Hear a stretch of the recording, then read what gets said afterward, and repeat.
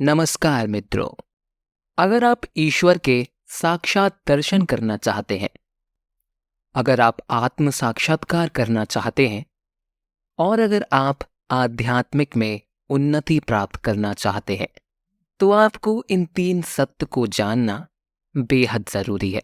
तो यह 3 सत्य कौन से हैं जिसे जान लेने से आपको और कुछ जानने की जरूरत ही नहीं होगी, और इस सत्य को जानने के बाद आपको दिव्य दृष्टि प्राप्त होगी, जिससे आप ईश्वर के विराट रूप के दर्शन कर सकते हैं। तो इन 3 सत्य को जानने के लिए हमें सबसे पहले इस छोटी सी कहानी को समझना बहुत महत्वपूर्ण है। मिथिला नगरी में एक प्रजावात्सल्य राजा रहता था। एक रात वह सो रहा था, तभी उसको एक बड़ा ही विचित्र स्वप्न आया। उसने देखा कि वह कंगाल हो चुका है। उसने 7 दिनों से कुछ भी नहीं खाया था। उसके पास एक पैसा तक नहीं था और उसे बहुत भूख लगी थी। वह कुछ लोगों के पास जाता और खाना मांगता, तो वह लोग कहते कि तुझे भिक्षा मांगते हुए शर्म नहीं आती? भिक्षा मांगकर तू क्यों हमारे नगर की प्रतिष्ठा को धूल में मिला रहा है? अगर किसी सिपाही ने तुझे भिक्षा मांगते देख लिया तो सीधे कारागार में डाल देंगे। चल भाग यहां से। ऐसा कहकर उसे भगा दिया। अब कंगाल राजा नदी के घाट पर जाता है। वहां उसे नगर की राजकुमारी दिख जाती है, तो उसे लगता है कि शायद राजकुमारी कुछ खाने को दे देगी। तो वह राजकुमारी के पास जाता है और कहता है कि मैं 7 दिनों से भूखा हूं, मुझे कुछ खाने को दिलवा दीजिए। तो राजकुमारी कहती है कि तू 7 दिनों से बिना खाए मारा मारा घूम रहा है, तू क्यों हमारी नगर की प्रतिष्ठा को धूल में मिला रहा है? तो कंगाल राजा कहता है कि अगर नगर की प्रतिष्ठा की इतनी ही चिंता है तो कुछ देती क्यों नहीं? भीख तो कोई देता नहीं, खाने को ही कुछ दे दो। सभी लोग मुझे बस प्रवचन ही देते रहते हैं। तो राजकुमारी कहती है कि भीख कैसे दे, ये नगर की परंपरा के विरुद्ध है। तो कंगाल राजा कहता है कि क्या है तुम्हारे नगर की परंपरा? तो राजकुमारी कहती है कि यदि भिक्षु को भीख ना मिले तो वह राज्य के भिक्षु गृह में जाकर अपनी भिक्षा प्राप्त कर सकता है। तो वह कंगाल राजा राज्य के भिक्षा गृह में जाता है और भिक्षा लेने के लिए अपनी हथेली आगे बढ़ाता है। तो कारागार का अधिकारी कहता है कि तुम्हारा भिक्षा पात्र कहाँ है? बिना भिक्षा पात्र के हथेली में भिक्षा नहीं मिलेगी। जाओ, जाकर अपना कटोरा लेकर आओ। अब कंगाल राजा के पास कटोरा तो था नहीं, तो वह कुम्हार के पास जाता है और कहता है कि मुझे एक कटोरा चाहिए। तो कुम्हार कहता है, कैसा चाहिए, बड़ा, छोटा? राजा कहता है कि ऐसा कटोरा दीजिए जिसमें एक वक्त की भीख समा सके। कुम्हार उसे मिट्टी का एक कटोरा देता है और कहता है कि यह लो कटोरा, और उसकी कीमत मुझे 1 दमड़ी दे दो। तो राजा कहता है कि मेरे पास तो पैसा नहीं है। तो कुम्हार उसे कहता है कि बिना पैसे के कोई भी चीज नहीं मिलेगी। जा, चला जा यहां से, भाग जा। ना जाने कहां कहां से आ जाते हैं भीख मांगने। अब वे कंगाल राजा रास्ते में जा रहा होता है, तभी उसे कूड़े के ढेर में एक फूटे हुए मटके का टुकड़ा दिखाई देता है। तो वह उस मटके के टुकड़े को उठा लेता है और उस मटके के टुकड़े में भिक्षागृह से खाना लेकर आता है। तभी कोलाहल होता है कि भागो भागो। 2 बैल दौड़े चले आ रहे हैं और लोगों में भगदड़ मच गई, और उस भगदड़ में उस राजा के हाथ में से मिट्टी का पात्र गिर जाता है और टूट जाता है और खाना मिट्टी में मिल जाता है। तभी अचानक राजा की आंख खुल जाती है। ऐसा भयानक स्वप्न देखकर राजा विचलित हो जाता है। इस स्वप्न का राजा पर इतना तीव्र प्रभाव पड़ता है कि वह समझ नहीं पाता कि उसने जो स्वप्न में देखा वह सत्य है या ये जागृत अवस्था में जो दिखाई दे रहा है वह सत्य है।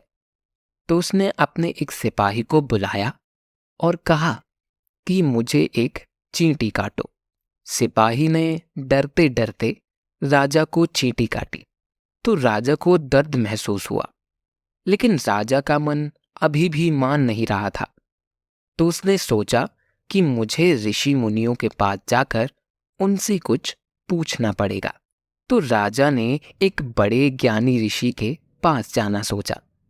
तो राजा एक बड़े ज्ञानी ऋषि के पास गए और अपने स्वप्न की बात की कि मैंने ऐसा स्वप्न देखा है। तो आप बताइए कि मैंने जो सपना देखा वह सत्य है या अभी जो मैं जगत को देख रहा हूं वह सत्य है। हे मुनीश्वर, मुझे बताइए कि वास्तविकता क्या है, सत्य क्या है। तो ज्ञानी ऋषि ने कहा, हे राजन, दोनों में से कोई भी सत्य नहीं है। तो राजा ने कहा कि यह कैसे हो सकता है? मैंने तो वह भी देखा जो सपने में देखा और वह भी देख रहा हूं जो जागने के बाद दिख रहा है। तो ऋषि ने कहा कि राजन, तुम अभी भी कहाँ जागे हो? जब तुम्हें तीसरे सत्य का ज्ञान होगा तब तुम्हें यह दोनों अवस्थाएं, स्वप्न और यह दृश्य, असत्य लगेंगी। तो राजा ने कहा कि मैं समझा नहीं, मुझे विस्तार से समझाइए। तो ऋषि ने कहा कि राजन, सपने में तुमने जो देखा और जो अनुभूति की वह प्रतिभासित सत्य है, क्योंकि तुम्हें उसकी मात्र प्रतीति ही हुई। जब तुम नींद में थे तब तक स्वप्न ही तुम्हें सत्य लगा, लेकिन जैसे ही तुम्हारी नींद खुली तो ज्ञान हुआ कि वह तो स्वप्न मात्र ही था। स्वप्न सत्य नहीं था। सत्य तो यह भौतिक जगत है जो हम सबको अभी दिखाई दे रहा है। यह मोह माया, यह भौतिक वस्तुएं, यह सब जिसकी हम अनुभूति कर रहे हैं और जिसे हम सत्य मान रहे हैं, वह भी वास्तव में सत्य नहीं है। जब हमें तीसरे सत्य का ज्ञान होता है तो यह संसार भी हमें असत्य लगने लगता है। तो राजा ने कहा कि हे मुनीश्वर, यह तीसरा सत्य कौन सा है? मैं उसके बारे में कुछ नहीं जानता हूं। तो ज्ञानी ऋषि ने कहा कि वह तीसरा सत्य है सनातन सत्य, ब्रह्म। यह ब्रह्म ही आखिरी सत्य है जो कभी मिटता नहीं। ब्रह्म सत्य, जगत मिथ्या। तो राजन ने कहा कि यह जगत क्या है? क्या जगत का मात्र आभास ही होता है? तो ऋषि ने कहा कि नहीं, ऐसा नहीं है। यह भौतिक जगत वास्तविक तो है, लेकिन शाश्वत नहीं है। यह जगत नाशवंत है। जैसे नींद के खुलते ही इस स्वप्न का नाश होता है, वैसे ही यह जगत भी करोड़ों सालों के बाद नष्ट हो ही जाएगा। बस एक चीज ही नष्ट नहीं होती है, वह है ब्रह्म, जिसे सर्वोच्च सत्ता कहा जाता है। वही एकमात्र आखिरी सत्य है।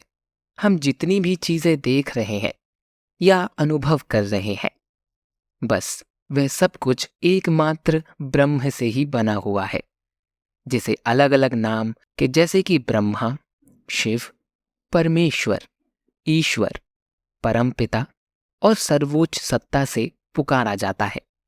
तो राजा ने कहा कि मुझे उदाहरण देकर के समझाइए कि यह जगत ब्रह्म से कैसे बना है। तो ऋषि ने बताया कि जैसे एक सोने के टुकड़े से कई आभूषण बनते हैं, जैसे कि गले का हार, कंगन, अंगूठी, पायल, नथनी इत्यादि। अब इन आभूषण के नाम और आकार तो अलग अलग है, लेकिन यह सभी आभूषण एक ही धातु सोने से बने हुए हैं। वैसे ही उस सर्वोच्च सत्ता ब्रह्म से भगवान, देवता, ब्रह्मांड, पृथ्वी, जीवात्मा सभी बने हुए हैं, जिसके नाम और रूप और गुण अलग अलग हैं, लेकिन जिससे वे सभी बने हैं वह एकमात्र ब्रह्म ही है। और जिस तरह से सोने के सभी आभूषणों को पिघलाने पर सोना ही रह जाता है, वैसे ही यह सभी भौतिक और अलौकिक वस्तुएं नष्ट हो जाने पर ब्रह्म ही रह जाती हैं। और इसलिए मृत्यु के बाद एक पवित्र वाक्य हमेशा बोला जाता है कि राम नाम सत्य है, यानी कि उस धूल शरीर का नाश हो गया, लेकिन एक ही चीज हमेशा रहेगी और वह है राम नाम रूपी ब्रह्म। इसलिए कहा जाता है कि राम नाम सत्य है। याद रहे कि यहाँ रूपी राम की बात की गई है, दशरथ पुत्र भगवान श्री राम की नहीं। और जब हमें इस ब्रह्मांड में, सृष्टि के कण कण में और हर चीज में ब्रह्म दिखाई देता है, तो ईश्वर के विराट रूप के दर्शन होने लगते हैं। ईश्वर के विराट रूप की यह जो तस्वीर है, यह तो प्रतीकात्मक तस्वीर है। वास्तव में ईश्वर का विराट रूप अनंत है, और इस ब्रह्म रूपी सत्य को जानने के बाद ही हमें सृष्टि के कण कण में बसे ईश्वर का यह अनंत विराट स्वरूप दिखाई देना शुरू हो जाता है। तो दोस्तों, आज की इस वीडियो में आपने 3 सत्य को जाना, जिसे हर आध्यात्मिक व्यक्ति को जानना अति आवश्यक है। तो मित्रों, आपको यह वीडियो पसंद तो आई ना? अगर आपको हमारी ये वीडियो पसंद आई है तो इसे लाइक जरूर करिएगा, और ऐसी ही ज्ञानवर्धक जानकारी और आध्यात्मिक बातें जानने के लिए हमारे चैनल सनातन ज्ञान धर्म को जरूर सब्सक्राइब करें, और इस वीडियो को ज़्यादा से ज़्यादा लोगों तक शेयर करके दूसरों की जो भूल है उनको मिटाने में हमारी मदद कीजिए। मिलते हैं एक और ऐसी ही ज्ञानवर्धक वीडियो में। तब तक के लिए हमारी वीडियो देखने के लिए धन्यवाद।